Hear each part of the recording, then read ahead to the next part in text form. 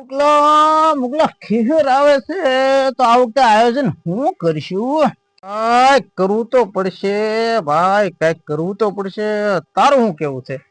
મેં વાત સાંભળી કે આ વખતે પતંગમાં ને દોરામાં બહુ મોંઘું છે. વાત કરી માં, હા નબળી વાત કરી માં. આપણને કોઈ દી મોંઘવારી નડી છે, આ વખતે મોંઘવારી નડી છે. આ વાત તારી હાચી હો. વિચાર છે કે અમદાવાદ થી ખટારો ભરીને પતંગ લઈ આવે ને અડધો ખટારો દોરા. ગપ્પા ગપ્પા પણ અમદાવાદ તું જાતો થાય, મારે તો પાસે ભેહું દોવાની હોય ભાઈ. થી હારામાં હારી દુકાન થી છે ને એવા દોરા ને પતંગ લાવવાની છે ને એ બધું હું લઈ આવીશ. એટલી બધી પતંગ ના કાનિશા કોણ પડશે? એલા મુજામાં 4-5 દાડિયા કરી લેવાના અને ખીર ના દિવસે 5 દાડિયા કરી નાખવાના બસ.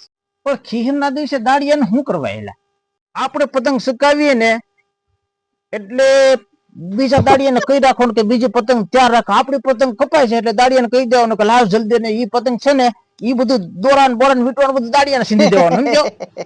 ઈ તો ઠીક, પણ ઓલા શેરડી ને મમરા લાડવા ને શીકે ને ઈ તો બધું પાછું લાવવું પડશે ને. ઈ એક ટેમ્પો ભરીને શીકી અને એક ટેમ્પો ભરીને શેરડી, ઈ બધું તૈયાર મગાવી નાખવાનું બસ. શીકી તું ક્યાંથી પાછું અમદાવાદ થી લાવી? ના ના, શીકી તો આપણે છે ને હારામાં હારી ક્યાં મળે, રાજકોટ થી મગાવી લેશું બસ.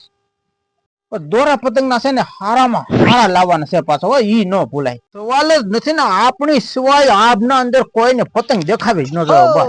આમ જો મુકલા, આમ અડી નથી એને કપાણી નથી, એવામાં એવા જ દોરા જોવે બસ. બસ દાડીએ તો આ રાયડું પાડવાના રાખવાના. આપણી પતંગ જે કોકને પતંગ કાપીએ ને એટલે જોતા એમ આપણે શીખવાડી દેવાનું દાડીએ, એટલે દાડિયા રાયડું પાડે એટલે આપણી મોજ જ થઈ જાય. હા આવું તો જો પછી આપણે ખીર ગોઠવીએ. તું છે ને અમદાવાદ જવાનું ગોઠવ હાલ ત્યારે.